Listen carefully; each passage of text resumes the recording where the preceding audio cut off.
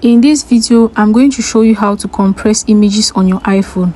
To do this, open up your photos, select the images you want to compress, click on the share button and save them to your files.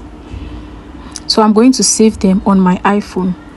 Once you do this, open up your files and navigate to where you saved your images. You can click on the browse button to navigate to where you saved your images. When you're there, click on the three dots up here. Click on select the images you want to compress, and when you're done, click on the three dots down here and click on compress. So what this will do is that it's going to put all of your images in a zip folder. This is our zip folder up here. You can long press on this zip folder and click on rename.